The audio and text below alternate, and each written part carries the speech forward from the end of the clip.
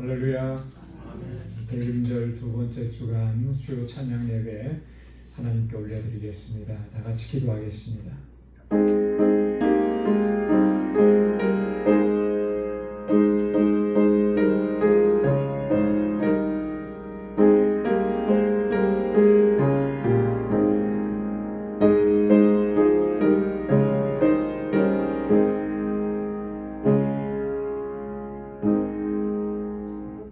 보라, 하나님은 나의 구원이시라. 내가 신뢰하고 두려움이 없으리니 저 여호와는 나의 힘이시며 나의 노래시며 나의 구원이시라. 그날에 너희가 또 말하기를 여호와께 감사하라. 그의 이름을 부르며 그의 행하심을 만국 중에 선포하며 그의 이름이 높다 하라.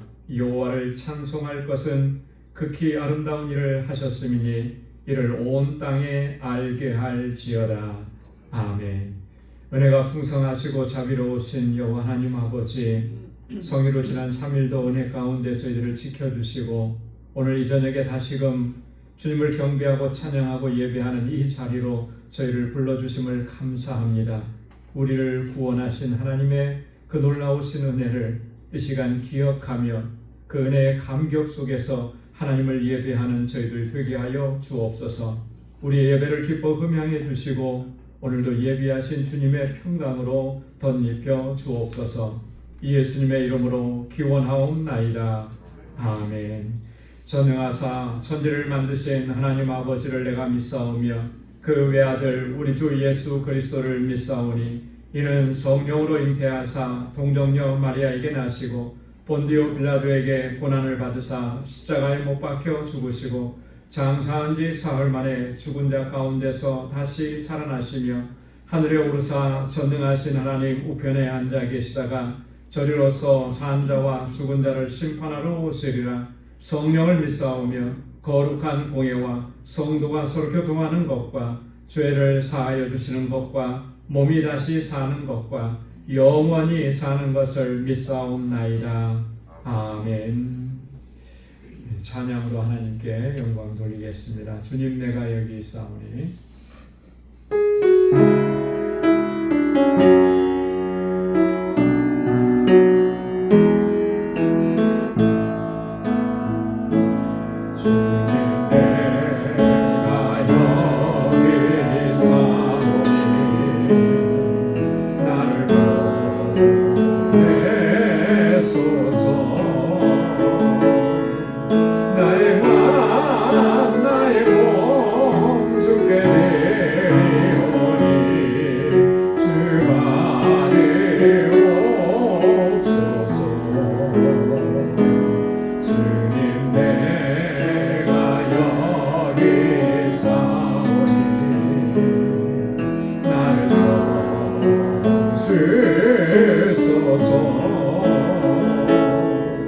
가진 것 모두 다 주께 드리오니 주 받으옵소서.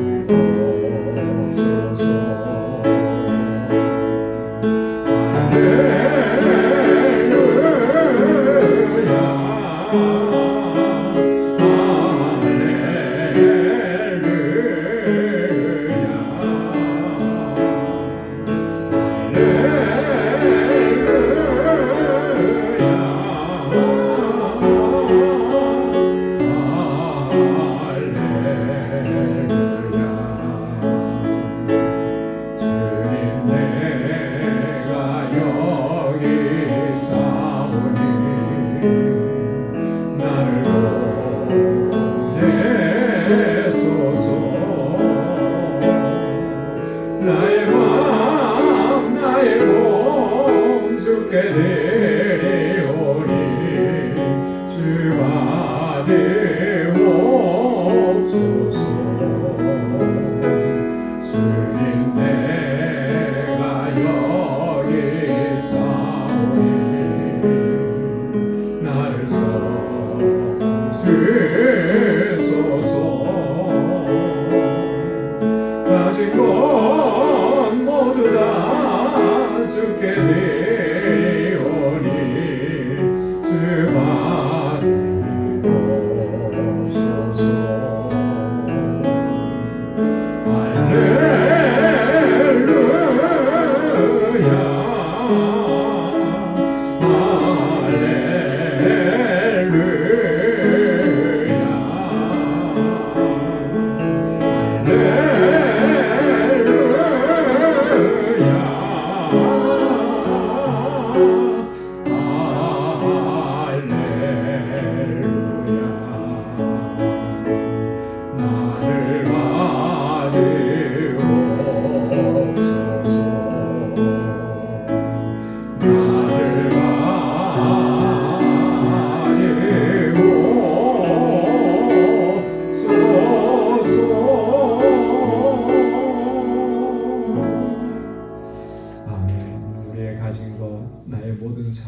주님 앞에 드리기를 소망합니다. 예수 십자가에 흘린 피로써 우리 힘차게 박수하면서 찬양하겠습니다.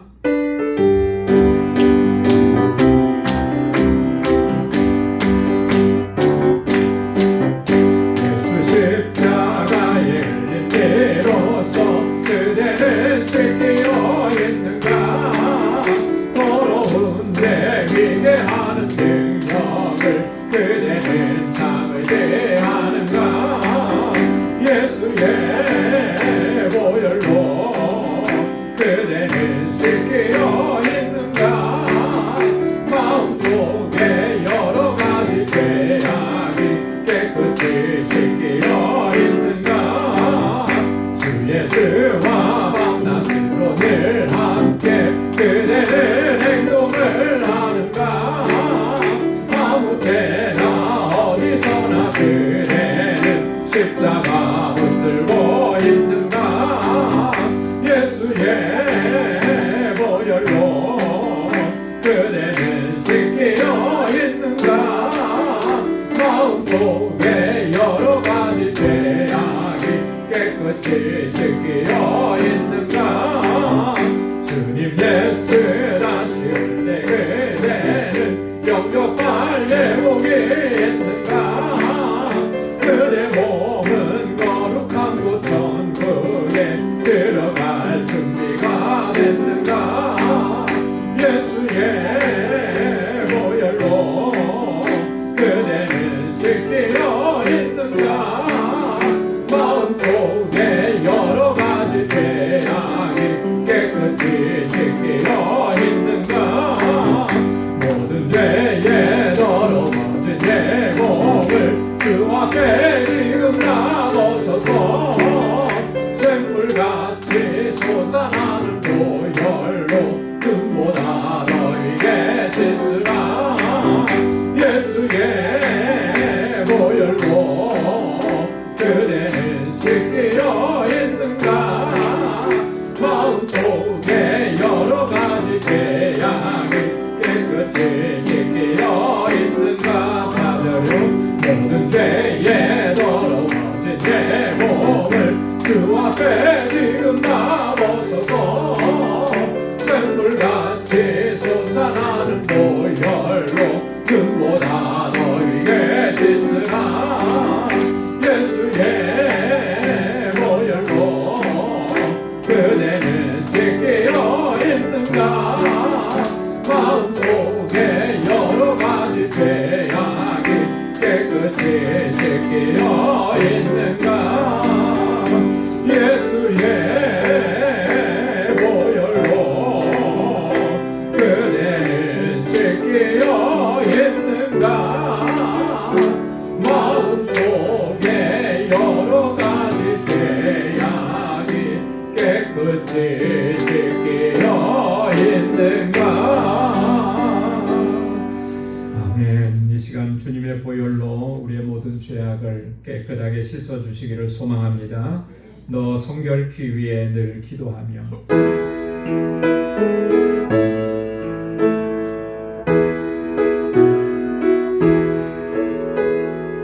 너 성결케 위해 늘 기도하며 또 주 안에 있어 늘 성경 보고 온 형제들 함께 늘 사귀면서 일하기 전마다 너 기도하라. 너 성결케 위해 내 머리 숙여 저는 미리 계신 내 주께 빌라. 주 사귀어 살면 주 닮으리니 널 보는 이마다 주 생각하리.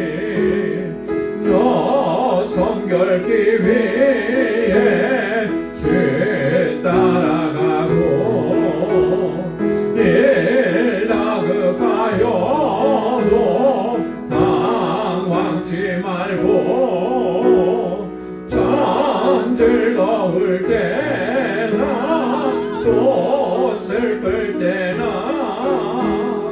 너 주님만 믿고 늘 따라가라.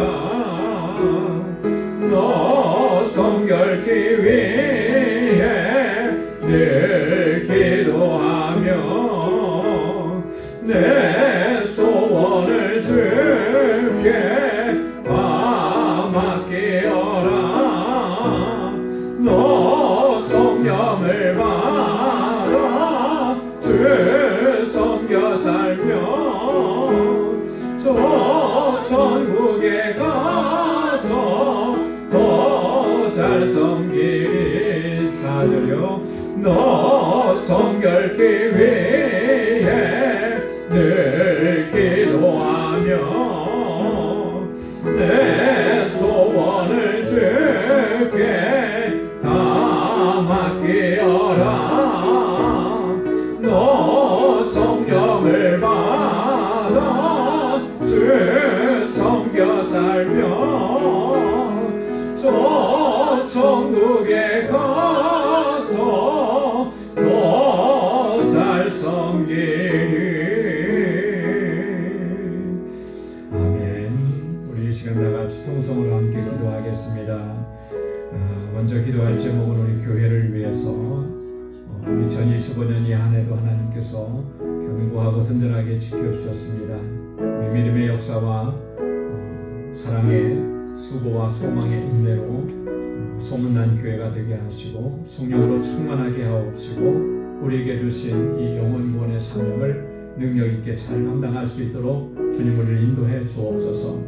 우리 교회에 세워주신 우리 직분자들을 위해서 함께 기도합니다. 또 우리 주일학교와 유수룩과 이영을 위해서 우리 교사들과 우리 라니 목사님 또 목사님 청빙 하나님 일을 위해서 우리 하나님께서 함께 해주시기를 기도해 주시고 우리 지체들을 위해서 기도합니다. 우리 환우들과 또 우리 연로하신 어르신들 또 여러 가지 우리 인생의 질고로 인해서 고통 중에 있는 우리 사랑하는 형제 자매들 우리 하나님께서 지켜주시고 위로하시고 하늘의 소망으로 채워주시기를 위해서 함께 기도하고 우리 선교사님들 우리 함께 우리가 기도하고 협력한 우리 선교사님들과 세계 곳곳에 있는 하나님의 귀한 종들 또 사역지에 하나님 큰 은혜 베풀어 주시기를 기도하고 우리 알라메다 방주교회 우리 엘리아스 목사님 그 가정 또 앞으로의 사역을 위해서 같이 기도해 주시고 우리 장고은 전도사님 치료와 회복을 위해서 함께 기도해 주시기 바랍니다. 그리고 이 시간 주님 앞에 가지고 나온 우리의 간절한 기도의 제목 하나님 앞에 다 같이 통성으로 함께 아뢰겠습니다. 거룩하신 아버지 하나님 감사합니다. 저희들을 이처럼 사랑하셔서 날마다 은혜 안에 거하게 하시고 오늘도 하나님을 예배하는 이 자리로 불러주셔서 우리의 마음을 다해서 하나님을 경배하고 찬양하고 예배하게 하시니 감사합니다. 오 하나님 아버지 이 시간도 하나님 온 정성을 다하여 하나님을 예배하는 죄를 되게 하옵소서. 영과 진리로 하나님을 예배케 하옵소서. 하나님께서 찾으시는 참된 예배자가 되게 하시고 우리의 삶이 예배의 삶이 되도록 인도하여 주옵소서. 하나님 우리 광주교회를 세우시고 하나님 여기까지 인도해 주신 하나님 감사합니다. 아버지 하나님 2025년 한 해도 아버지께서 지켜주셔서 주님의 주신 사명을 잘 감당하게 하시고 믿음의 공동체로 든든하게 서가게 하심을 감사합니다. 오 하나님 아버지 우리 광주 공동체가 주님의 은혜와 사랑 안에서 더욱 견고하게 서서 아버지 믿음의 역사와 사랑의 수고와 소망의 인내로 소문난 교회가 되게 하여 주옵소서. 이 세상을 향하여서 하나님 우리에게 주신 사명 이 영혼구원의 사명을 잘 감당하게 하시고 이 어두운 세상을 향하여서 진리의 빛을 전하게 하여 주옵소서. 아버지 하나님 이 광주교회 하나님 이 일들을 위해서 세워주신 하나님의 귀한 종들을 붙잡아 주시고 주님의 능력으로 함께하여 주옵소서. 믿음으로 역사하는 주의 종들이 되게 하옵소서. 우리 한 사람 한 사람 주의 종들에게 성령으로 충만하게 하여 주옵소서. 주님을 섬기고 우리의 지체들을 섬겨가고 교회를 섬길 때에 아버지 하나님 이곳에 아름다운 열매가 풍성하게 맺혀지도록 인도하여 주옵소서. 하나님 아버지 하나님 이곳에서 자라나는 우리 자녀들을 위해서 기도합니다. 주일학교와 유스룩과 이응 하나님 기억하여 주옵시고 저들이 정말 하나님 경외하고 믿음으로 살아 이 세대의 하나님의 귀한 일꾼들로 아름답게 쓰임받게 하여 주시옵소서. 아버지 다윗에게 허락해 주셨던 그 믿음을 저에게 허락해 주시고 솔로몬에게 주신 그 지혜를 저에게 허락하여 주옵소서.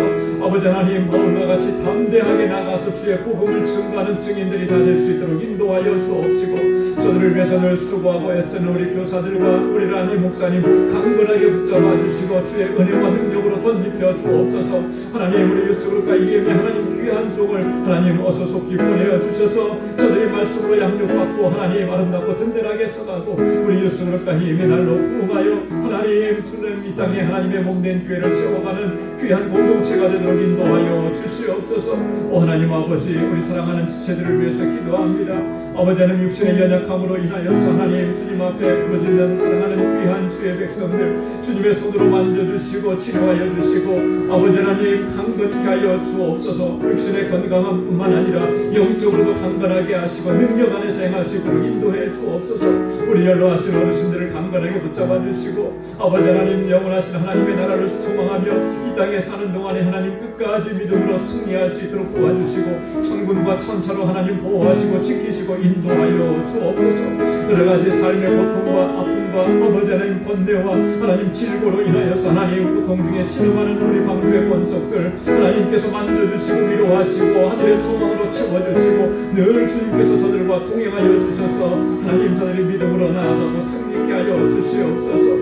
하나님 세계 곳곳에서 복음을 증거하는 우리 선교사님들 강건하게 붙잡아 주시고 하나님 그 사역지마다 놀라운 생명의 역사가 일어나도록 주님 역사하시고 인도하여 주시고 성령으로 아버지를 충만케 하여 주옵소서. 우리 알라메다 방주교회를 더욱 견고하게 세우셔서 하나님 구원의 방주로 우뚝 서게 하시고 이제 아버지 하나님 엘리야스 목사님 보내주셔서 우리 하나님 저들이 정말 아버지 정말 주님 이 자장을 아름답게 섬기며 귀한 역사 이루도록 하나님의 능력으로 저를 붙잡아 주시고 우리 장고원 전도사님 하나님 온전하게 치료하시고 하나님 새 힘을 주시고 주님 안에서 능력 안에서 아버지 하나님의 주신 사명을 잘 감당케 하여 주시옵소서.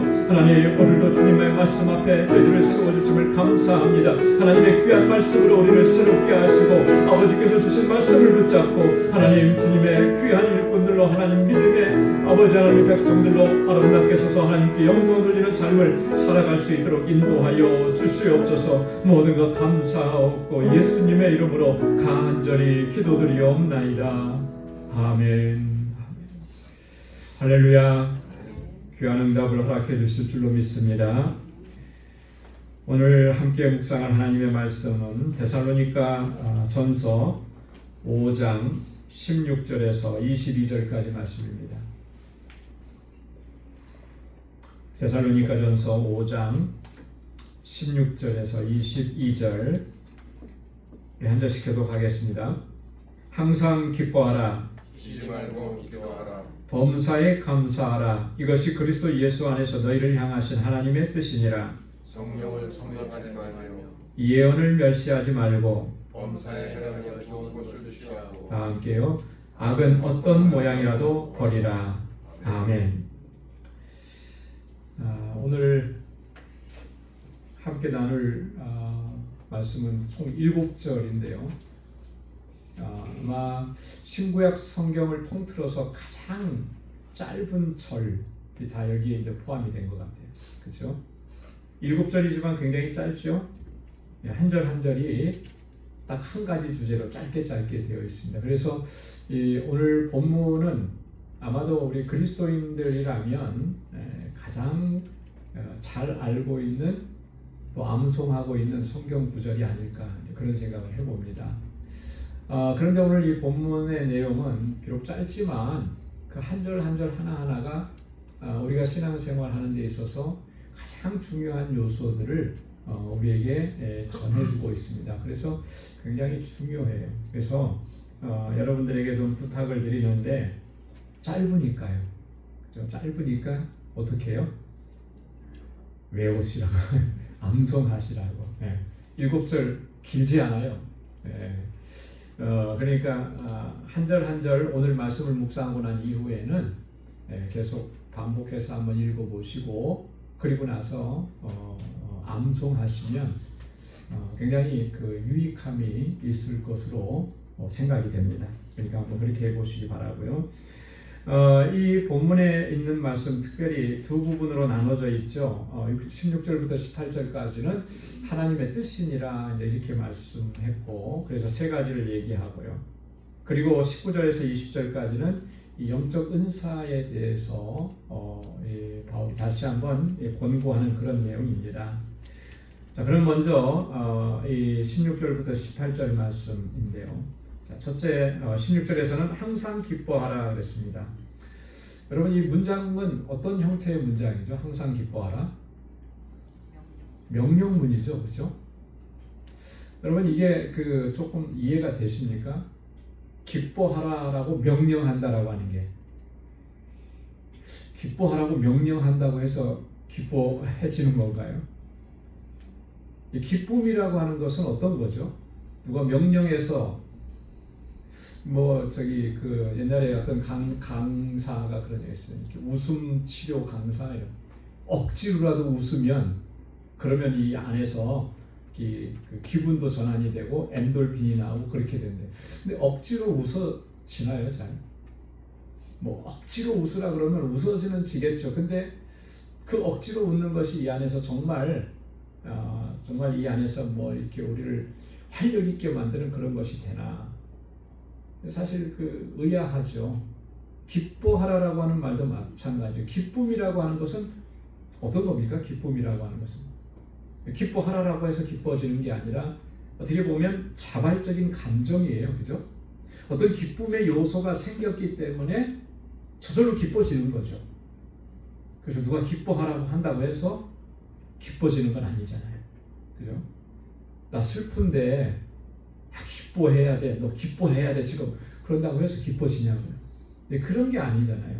자, 그런데 바울이 지금 뭐라고 얘기하냐면 기뻐하라, 항상 기뻐하라라고 명령을 하는 거예요, 명령.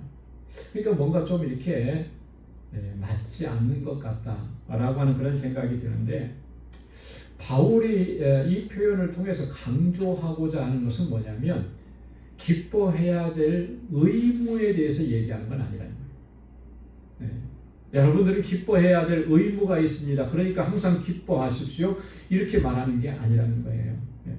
그럼 뭘 얘기하느냐면 기뻐해야 될 당위성에 대해서 이야기하는 것입니다.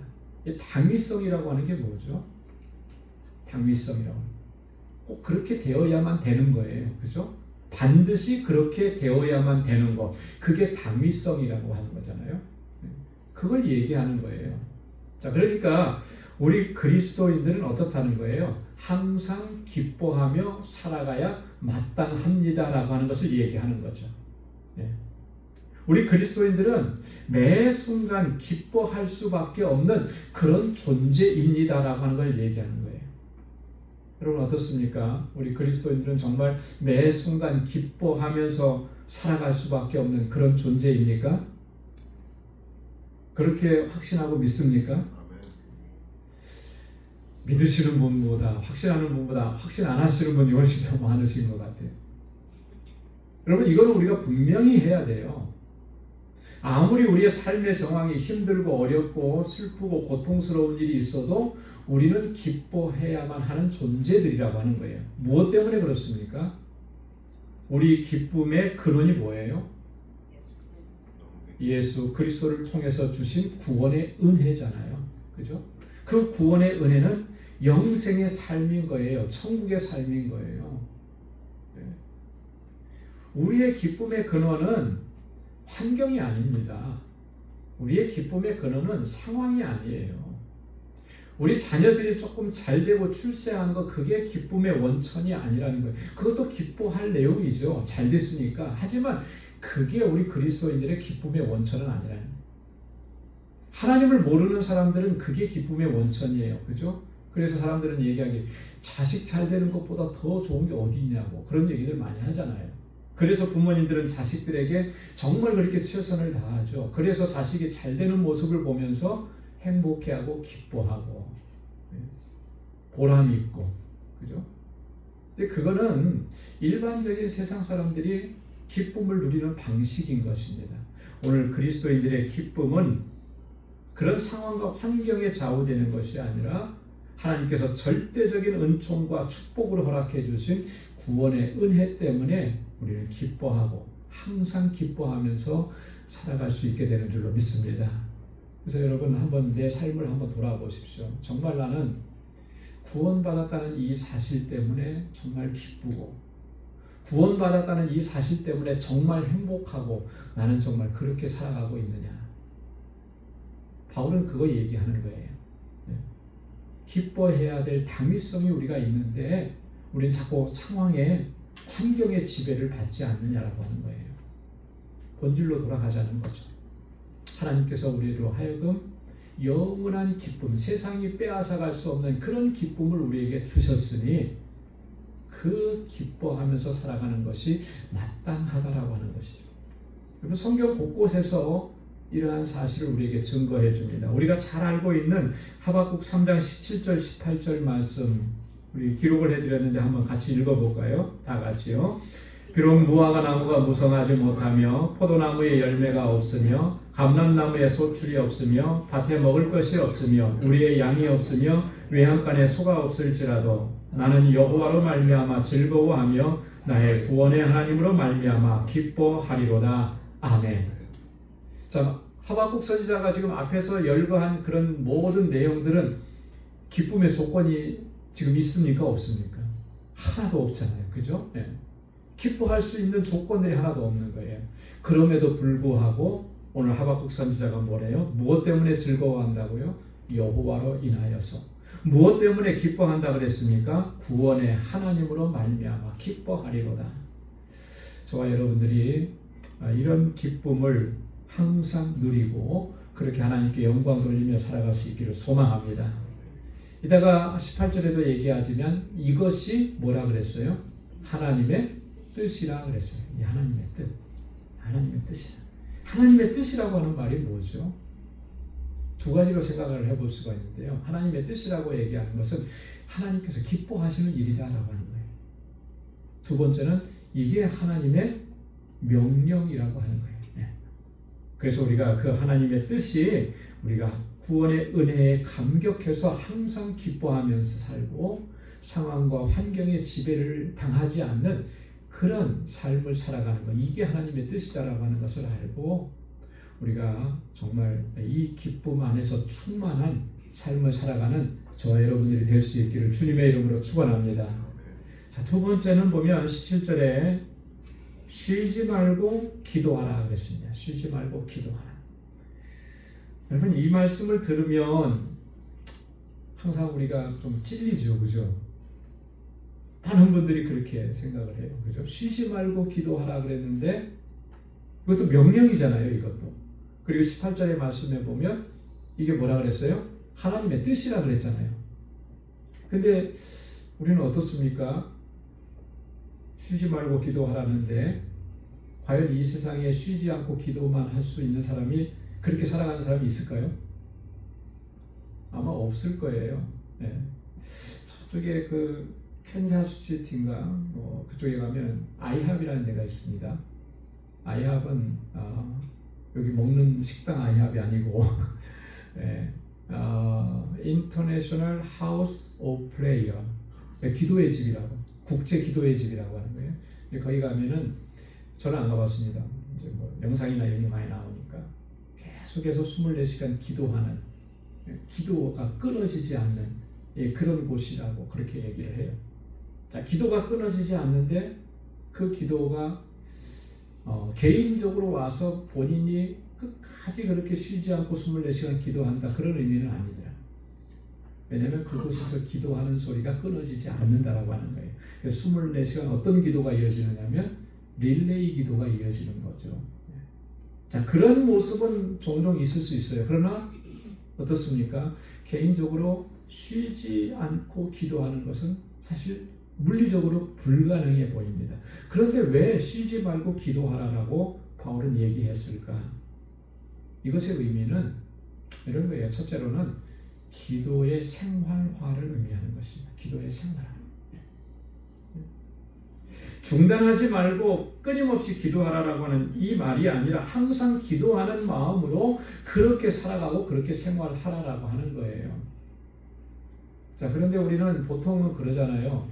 기도할 때가 딱 정해져 있죠. 언제 기도합니까, 여러분? 집에서는 식사하실 때 기도하실 거고, 예. 조금 더 기도 많이 하시는 분들은 아침에 일어났을 때 저녁에 주무실 때 기도하실 거고, 그리고 교회 오면 본당에 와서 잠깐 기도하실 거고, 그리고 이제 바빠져요. 그러면서 이제 기도는 이제 내 삶과는 별개가 되어버리는 것이죠. 이것을 기도가 생활화되어 있다 이렇게 얘기하기는 어려울 거예요. 그죠? 우리가 뭘 하든지 걸어가든지 일을 하든지 항상 우리의 마음 안에는 기도하는 마음으로 살아가라는 거죠. 그렇게 하면은 누구를 만날 때도 먼저 기도하게 돼요. 그죠? 어떤 일을 시작할 때도 기도하게 되는 거예요. 여러분, 우리가 이렇게 기도하면서 살아간다라고 하는 것은 뭘 의미하느냐 하면, 첫째는 이런 것 같아요. 하나님과의 관계를 소중하게 여기는 거죠. 또 나의 연약함을 직시하는 거예요. 기도에는 하나님과의 대화라고 하는 요소도 있지만 하나님께 부탁하고 간구하는 것이 들어있잖아요. 내가 연약하니까, 내가 부족하니까 하나님 나를 도와주십시오. 나의 연약함을 고백하는 거죠. 그러면서 하나님의 도우심을 구하고 하나님의 뜻을 구하는 게 이게 기도의 요소잖아요. 여러분, 그래서 어떤 분이 기도는 뭐라고 얘기했냐면 영혼의 호흡이다, 영적인 호흡이다 그렇게 얘기를 했습니다. 그죠? 여러분, 우리가 숨을 딱 멈추면, 숨이 끊어지면 사람은 얼마 못 살죠. 이게 숨이 멈춰졌다고 하는 것은 우리 몸에 산소가 공급이 안 된다라고 하는 것인데, 산소가 공급이 안 되면 사람은 곧 죽게 되는 거예요. 영적인 원리도 마찬가지라고 하는 의미에서 그렇게 비유해요. 기도하지 않으면 우리의 영혼은 죽어있는 상태인 것입니다. 육체는 살아서 활동하고 교회 안에서 열심히 봉사하는 것 같지만, 여러분, 열심히 교회 안에서 봉사하는 것이 그 사람이 살아있는 게 아니고요, 쉬지 않고 기도하면서 그 봉사하는 사람이 살아있는 거예요. 우리가 그거 착각하지 말아야 됩니다.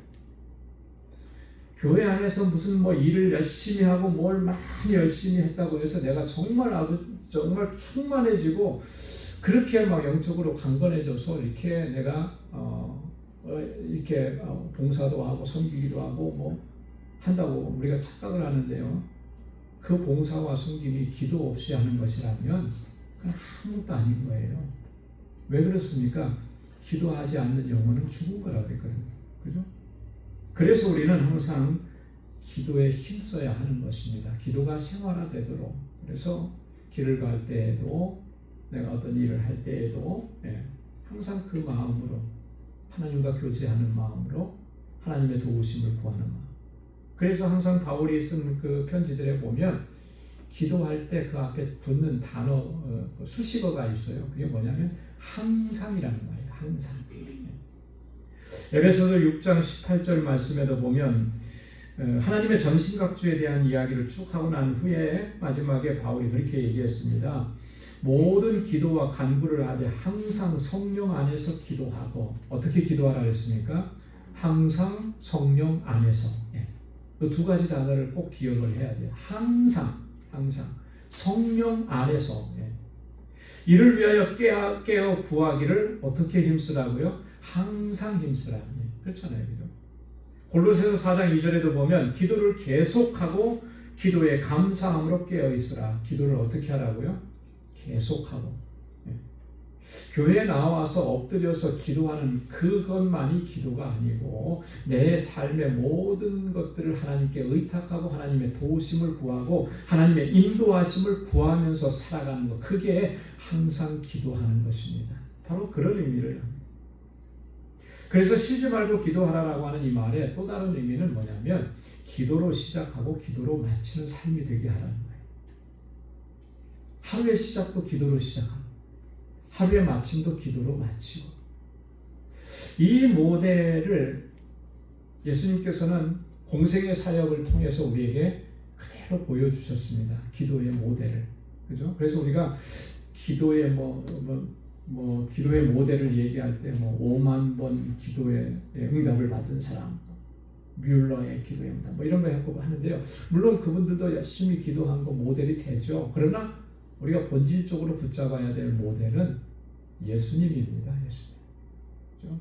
예수님께서 그 공생의 사역 기간 동안에 얼마나 기도에 대해서 강조를 많이 하셨는지, 오죽 강조를 많이 하셨으면 우리에게 뭘 주셨습니까? 주님 가르쳐 주신 기도가 있잖아요. 그죠? 이렇게 기도하라고. 예. 그렇게 하셨을 뿐만 아니라 예수님 자신이 이 공생의 사역을 기도로 시작하셨고 기도로 끝내셨잖아요. 그래서 공생의 사역에 들어가실 때 예수님은 가장 먼저 어디로 가셨습니까? 광야로 가셔서 40일 동안 금식하시면서 기도하신 거예요. 마지막 예수님께서 십자가에 달려 돌아가시는 그 순간에도 십자가상에서도 예수님은 아버지 앞에 기도하셨다는 거예요. 하루가 시작할 때도 새벽 미명에 예수님은 기도하러 올라가셨습니다. 그리고 하루 일과를 마치고 밤새도록. 한국 교회는요, 다른 나라의 기독교에서 찾아볼 수 없는 기도의 특징들이 많이 있습니다. 어떤 특징이 있습니까? 제일 우리가 제일 보편적으로 금방 알아볼 수 있는 새벽 기도죠, 새벽 기도. 그죠? 뉴욕에 있는 한인 교회들은 대부분 다 새벽 기도 합니다, 그죠? 근데 미국 교회들은 제가 알기로는 새벽 기도 하는 교회 한 번도 못 봤어요. 하기는 하더라고요. 토요일 날 티타임을 하더라고요. 토요일 날 좀 일찍 모여서 이렇게. 기도회 안 해요. 새벽 기도.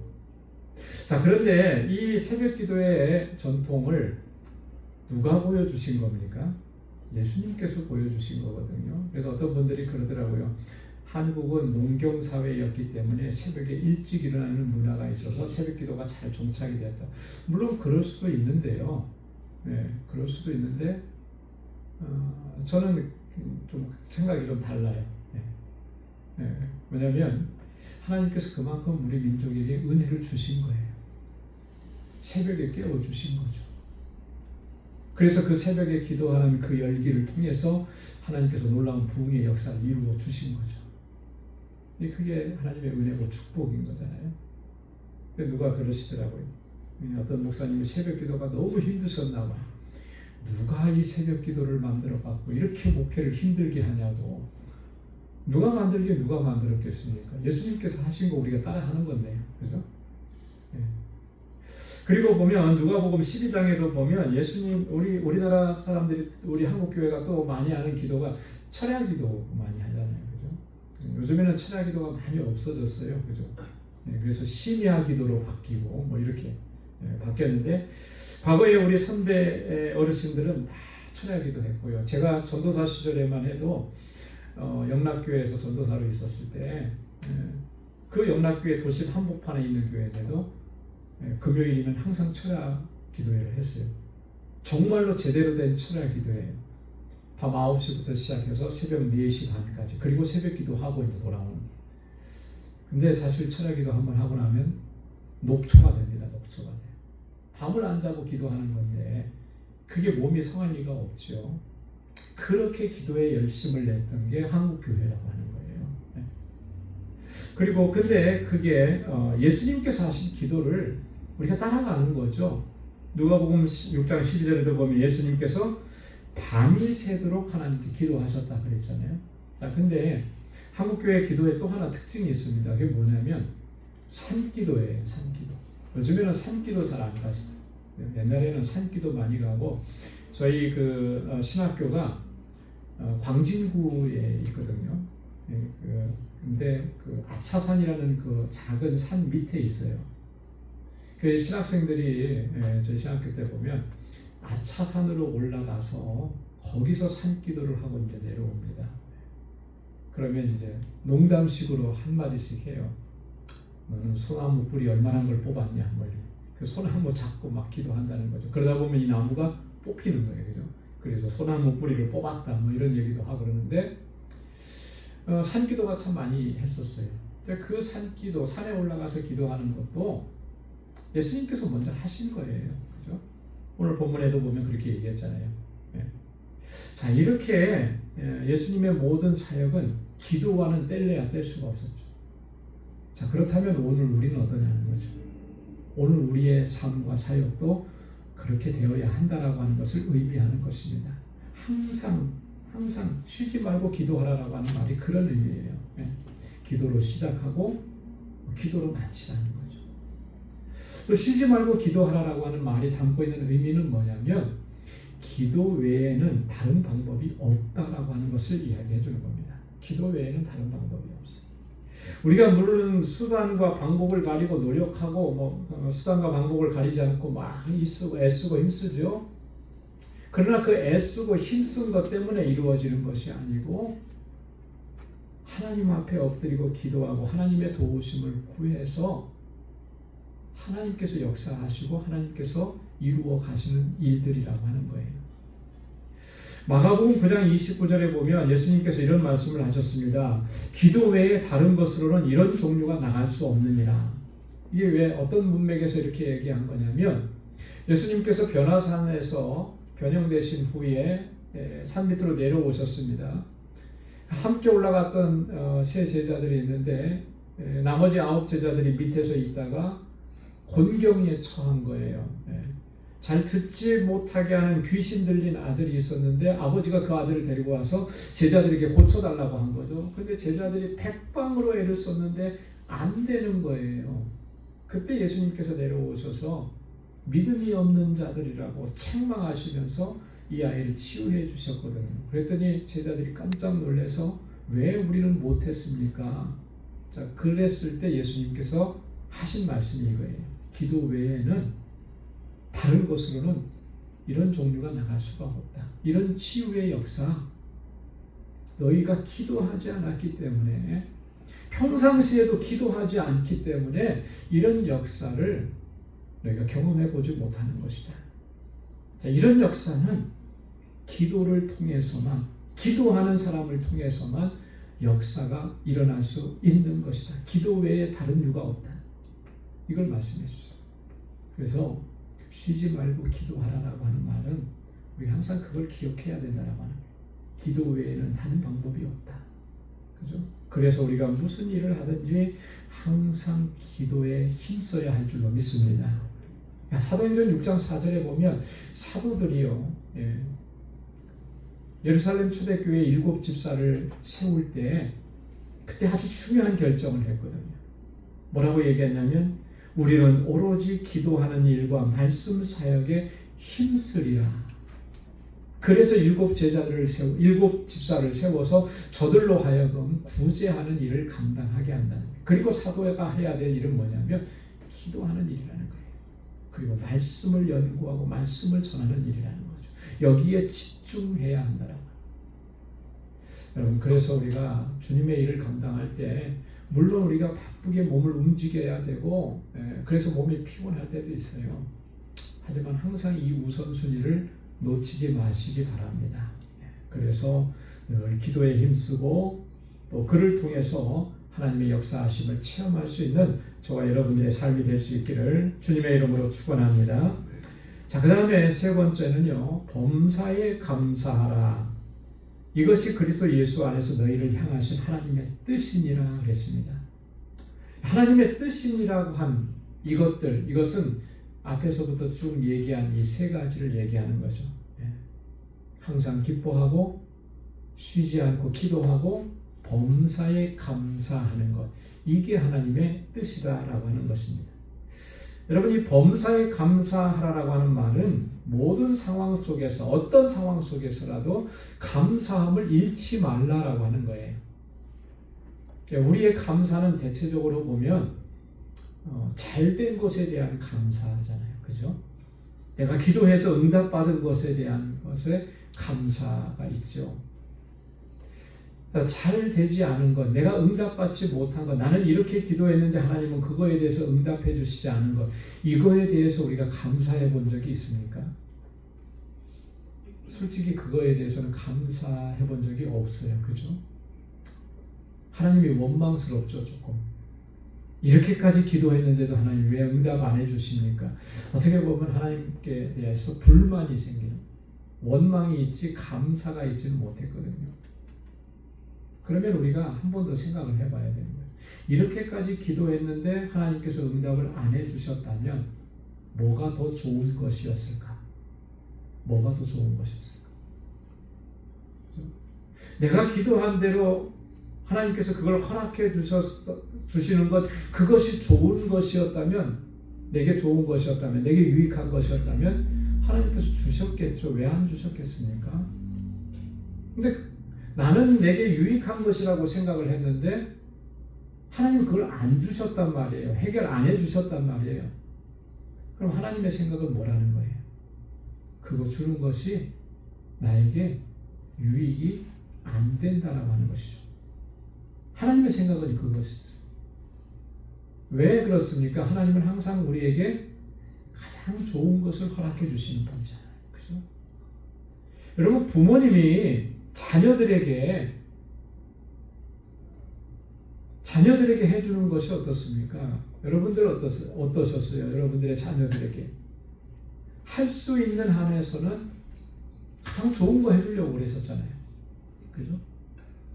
그러시지 않은 부모가 어디 있습니까? 내 통장 잔고에 두둑하게 있는데도 불구하고 어려서부터는 고생해봐야 된다고 해가지고 그냥 뭐 입히지도 않고 그냥 여러분 이렇게 하실 부모 있습니까? 제가 볼 때는 거의 없을 거예요. 최선을 다해서 해주죠. 가장 좋은 거 해주려고 노력을 하죠. 그게 부모님의 마음 아니겠습니까?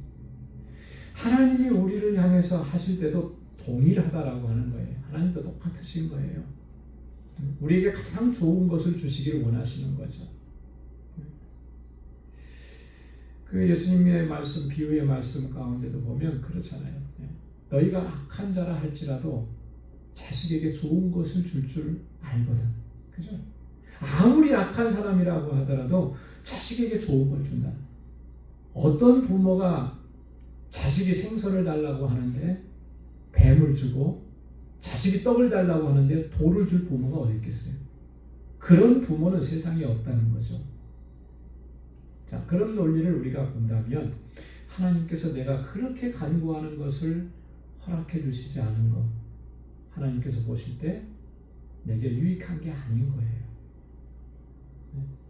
그것이 만약에 내가 구하는 대로 내가 얻게 되었다면 그것이 나에게 선한 결과를 가져다 주지 못할 것을 나는 모르지만 하나님은 다 알고 계시는 거 아니겠어요? 그렇죠? 그래서 우리가 그런 관점에서 생각을 해야 하는 것입니다. 내가 기도를 그렇게 많이 했는데도 하나님 응답해 주시지 않았다면 이게 나에게 좋은 것이 아니구나. 자, 그러면 뭐가 생각나겠습니까? 감사하게 되죠. 그런 상황 속에서도. 그런 상황 속에서도 하나님, 나를 잘못되게 할 수 있는 건 내가 잘 몰라서 그렇게 구했었는데 하나님 그게 아니라는 것을 알려주셨으니 하나님 감사합니다. 그런 마음이 들지 않겠습니까? 그런 마음이 들어야 된다라고 하는 거예요. 그래야만 우리가 범사에 감사할 수 있는 거예요. 그렇죠? 내가 구한 대로 구하지 하나님께서 허락해 주시지 않았어도 그것에 대해서 감사할 수가 있다라고 하는 것이죠.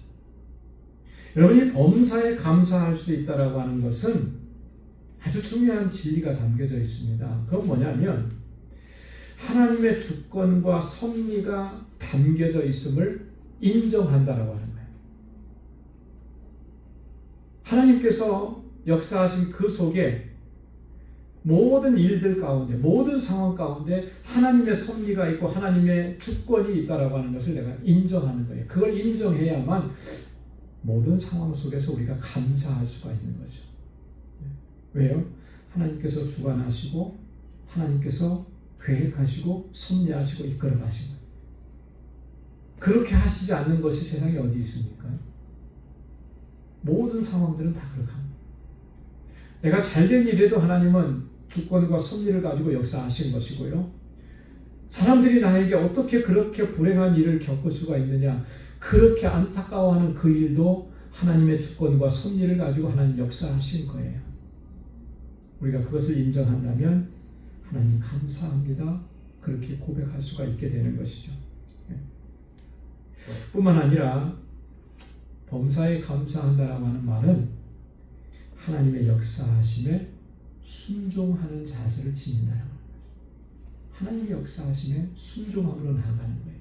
그 순종이 있기 때문에 순종하기 때문에 감사함으로 나아갈 수가 있게 되는 거예요. 여러분 그렇기 때문에 여러분 감사는요 단순히 고맙다고 느끼는 감정이 아닙니다. 감정적인 게 아니에요. 누가 나에게 이렇게 참 따뜻하게 해줬으니까 참 고마워. 감정적으로 감사해. 그런 게 아니라는 것이죠. 여기서 말하는 이 감사라고 하는 것은 하나님을 경외하고 신뢰하는 마음으로 살아가는 그 삶의 자세를 얘기하는 거예요. 우리 매일매일의 삶에서 하나님 경외하는 마음으로 또 하나님을 신뢰하는 그 마음으로 살아가는 그 삶의 자세, 그게 항상 감사, 범사에 감사하는 삶으로 우리를 이끌어 가시는 줄로 믿습니다. 그래서 에베소서 5장 20절로 21절에 그렇게 얘기했습니다. 범사에 우리 주 예수 그리스도의 이름으로 항상 아버지 하나님께 감사하며 그리스도를 경외함으로 피차 복종하라 했습니다. 범사의 모든 상황 속에서 항상 아버지께 감사하며, 여러분 늘 감사하며 하나님께 영광 돌리는 삶을 살아갈 수 있기를 주님의 이름으로 축원합니다. 이것이 하나님의 뜻이라고 그랬잖아요. 이것이 하나님의 뜻이다. 여러분 매번 강조해 왔습니다만 우리 신앙생활에 있어서 가장 중요한 게 뭐겠습니까? 하나님의 뜻을 따라서 살아가는 거예요. 그죠? 이것보다 더 중요한 건 없어요. 하나님의 뜻을 구하고 하나님의 뜻을 쫓아서 순종하면서 살아가는 것, 이게 가장 중요한 것입니다. 하나님의 뜻이 아닌 것은 하나님께 영광 돌릴 수가 없고 하나님의 기뻐하심이 될 수가 없어요. 그래서 우리가 하는 일들이 정말 이게 하나님의 뜻인가를 항상 진지하게 반복해서 묻고 또 물어야 되는 것입니다. 아무리 사람들이 좋게 봐도 정말 그 사람 좋은 일 했어 이렇게 해도 그게 정말 하나님의 뜻이냐라고 하는 거죠.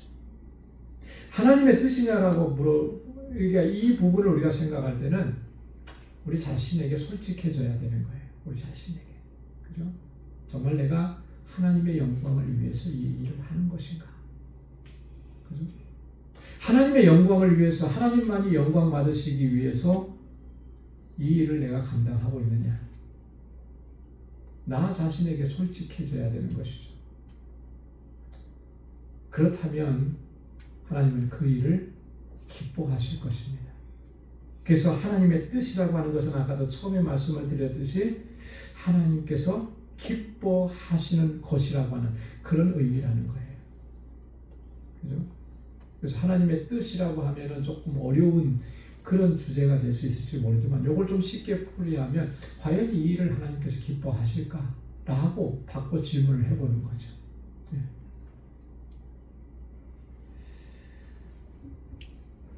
여러분 성경은 끊임없이 우리에게 강조하고 또 강조합니다. 하나님의 뜻을 잘 분별하고 그 뜻대로 순종하는 삶을 힘쓰라고 합니다. 로마서 12장 2절에 우리 한번 다 같이 읽어보겠습니다. 너희는 이 세대를 본받지 말고 오직 마음을 새롭게 함으로 변화를 받아 하나님의 선하시고 기뻐하시고 온전하신 뜻이 무엇인지 분별하도록 하라. 아멘. 뭘 분별하라 그랬습니까? 하나님의 선하시고 기뻐하시고 온전하신 뜻이 무엇인지 항상 이거를 찾으라는 거죠. 데살로니가전서 4장 3절에도 보면 하나님의 뜻은 이것이니 뭐라 그랬습니까? 너희의 거룩함이라. 하나님이 거룩하니 너희도 거룩할지니라. 이게 성경의 레위기의 주제입니다. 하나님이 거룩하신데 우리를 자녀 삼아 주셔서 거룩한 존재가 되게 하셨다라고 합니다. 자, 그렇다면 우리는 거룩하게 하심을 힘써 지켜나가야 된다라고 합니다. 그게 하나님의 뜻이라고 하는 거예요. 주님 가르쳐 주신 기도에도 보면 마태복음 6장 10절에 뭐라고 말씀하고 있습니까? 뜻이 하늘에서 이룬 것 같이 땅에서도 이루어지이다. 예수님께서 우리에게 이렇게 기도하라 그러신 거예요. 그죠? 그래서 우리는 주기도문으로 기도할 때 그렇게 기도합니다. 뜻이 하늘에서 이루어진 것 같이 땅에서도 이루어지다. 그럼 그 뜻은 무슨 뜻이겠어요? 누구의 뜻이겠습니까? 하나님의 뜻이잖아요. 하나님의 뜻. 하나님께서 계획하신 그 하나님의 뜻이 이 땅에서도 이루어지기를 원합니다. 우리는 그 하나님의 뜻을 구하고 그 뜻을 이루기 위해서 살아가는 거지, 내 뜻과 내 목적과 내 야망을 이루기 위해서 우리 인생을 살아가는 거 아닙니다. 이거 우리가 분명하게 바르게 정립을 해야 돼요.